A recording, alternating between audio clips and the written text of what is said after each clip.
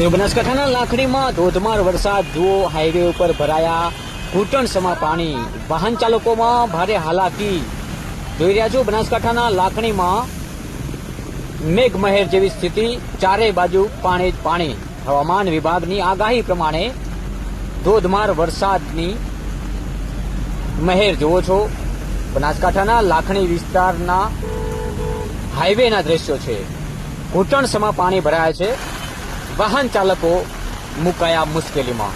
બનાસકાંઠાના લાખણી વિસ્તારમાં મેઘમહેર યથાવત. હવામાન વિભાગની આગાહી પ્રમાણે બનાસકાંઠાના લાખણીમાં વહેલી સવારથી ધોધમાર વરસાદની શરૂઆત.